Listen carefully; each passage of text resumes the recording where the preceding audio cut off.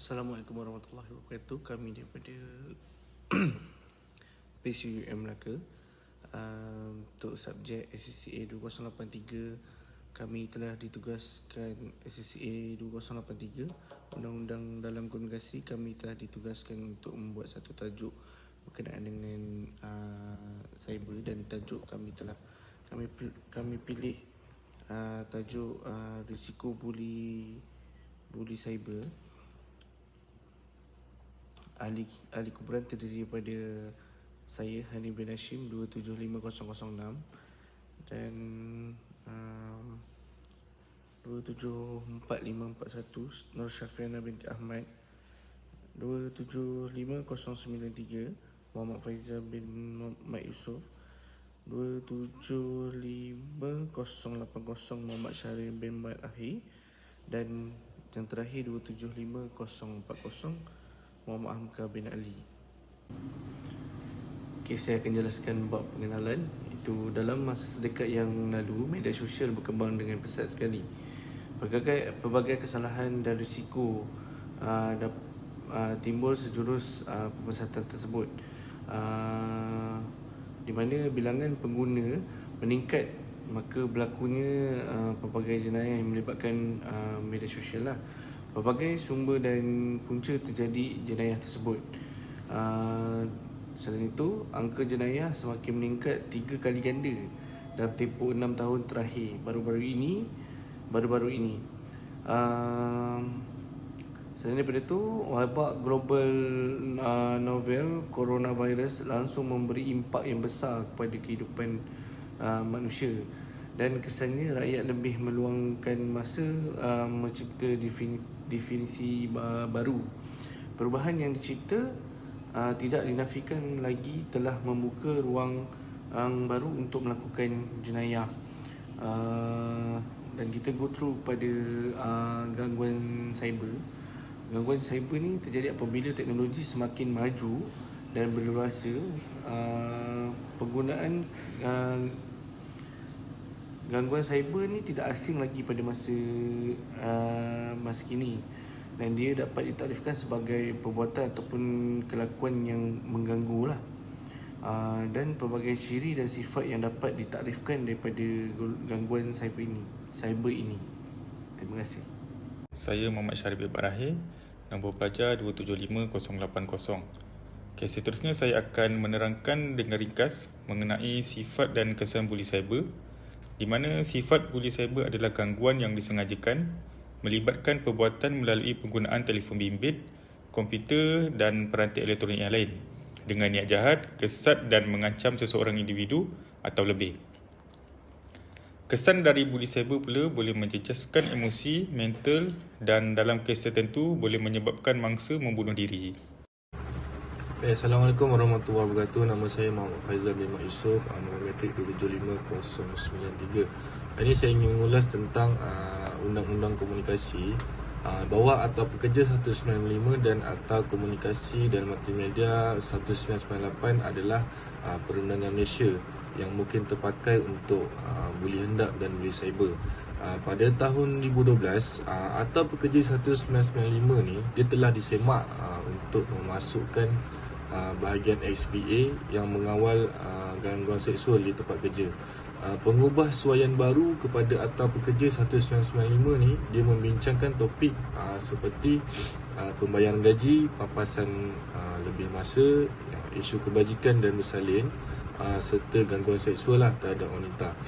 Menurut Seksyen 81A bahagian XBA yang baru diperkenalkan, aduan tersebut, aduan gangguan seksual di bawah akta tersebut termasuk dakwaan yang dibuat oleh pekerja terhadap pekerja lain, pekerja terhadap majikan atau majikan terhadap pekerja. Okey, selain itu, bawah Seksyen 81B Akta 1995, dia menyatakan bahawa majikan mempunyai kewajipan undang-undang untuk menyiasat sebarang tuduhan gangguan seksual yang difailkan dalam pekerjaan mereka. Okey, di bawah Akta 1995 ni juga, syarikat juga dia mempunyai kuasa untuk menamatkan kerja dia, menurunkan taraf, menggantung tempoh gaji atau merujuk pesalah yang melakukan kesalahan tersebut kepada pihak berkuasa tata tertib lah yang berkaitan. Okey, selain itu Seksyen 233 Akta Salah Laku Jenayah 1998 juga boleh digunakan untuk menangani gangguan internet termasuk buli cyber. Okey, jika disabit kesalahan, dendanya tidak melebihi RM50,000 atau penjara selama tempoh tidak melebihi 1 tahun ataupun kedua-duanya sekali.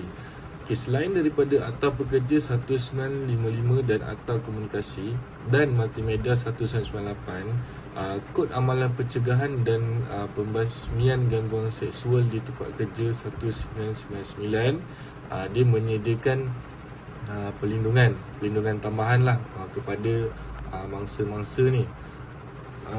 Maklumat kod ni adalah untuk dia menghapuskan gangguan seksual di tempat kerja serta dia nak mewujudkan proses yang betul untuk dia tangani masalah dan cegah daripada perkara tersebut berulang. Untuk saya terang untuk metodologi pula. Okey, kajian ni dia menggunakan metodologi kualitatif, menggunakan kaedah penyelidikan berasaskan perpustakaan untuk dia mengkaji secara kritis litera tentang buli cyber, khususnya tentang sifat dan penganiayaan jenayah. Sumber data primer dan sekunder akan ditelitilah untuk melalui kaedah analisis kandungan. Yang pertama berkaitan dengan Akta Pekerja 1955 ni dan Akta Komunikasi dan Multimedia 1998, di mana semakan kritikal akan dijalankan untuk mengkaji rangka kerja undang-undang buli cyber ni di Malaysia. Yang terakhir adalah merujuk kepada analisis kandungan buku teks, artikel jurnal, laporan kerajaan, kertas kerja, ulasan undang-undang kes dan pengkalan data dalam talian. Dari sudut pendapat pula, literatur menunjukkan bahawa tempat kerja terdedah dengan pelbagai bahaya termasuk buli tradisional dan cyber. Ancaman gangguan di tempat kerja boleh berlaku dalam pelbagai bentuk termasuk diskriminasi, ugutan, buli dan menganiaya seseorang dengan perhatian yang tidak diingini dan obsesif. Risiko buli di tempat kerja adalah 4 kali lebih besar daripada risiko diskriminasi di tempat kerja. Buli cyber mempunyai kesan negatif yang besar terhadap semangat dan produktiviti tempat kerja. Mangsa juga boleh mengalami trauma fizikal dan psikologi yang teruk, kemurungan klinikal, kesihatan yang gagal, gangguan pasca trauma, anxiety dan juga sindrom keletihan kronik. Risiko sedemikian boleh mengakibatkan kerugian institusi disebabkan peningkatan ketidakhadiran, hubungan awam yang lemah, pusing ganti bekerja yang tinggi dan peningkatan pemusuhan di tempat kerja. Kami mencadangkan agar melaksanakan dasar anti-buli dan anti-diskriminasi yang membolehkan saluran komunikasi dan proses aduan yang berkesan, terutamanya apabila majoriti pekerja berada di dalam talian. Kami juga berpendapat bahawa syarikat perlu memainkan peranan yang penting dalam menyediakan piawaian tingkah laku yang jelas dan eksplisit yang diperlukan pekerja mereka tentang komunikasi dalam talian, terutamanya media sosial. Langkah-langkah anti-buli tersebut mesti disokong oleh dasar ICT yang mengawal penggunaan komputer, internet dan media sosial. Majikan juga mesti menerima pakai dasar sedemikian supaya majikan mempunyai akses kepada perkakasan perkomputeran mereka dan menyedari tingkah laku yang baik di tempat kerja apabila menggunakan peranti elektronik. Ia juga akan membolehkan penyiasatan insiden buli cyber yang disaki dijalankan menggunakan peralatan kerja. Dengan mewujudkan talian online di tempat kerja juga atau mengelakkan pekerja memfailkan aduan terhadap penceroboh adalah satu lagi pendekatan untuk majikan membantu pekerja mereka. Majikan juga harus menggalakkan pekerja mereka untuk memaklumkan secara langsung kepada pengganggu tentang tindakannya yang tidak menyenangkan. Pekerja harus digalakkan untuk memberi amaran kepada pelaku bahawa buli itu tidak boleh diterima. Pekerja juga mesti menjamin bahawa laporan buli perlu difailkan secepat mungkin untuk mengelakkan masalah daripada meningkat.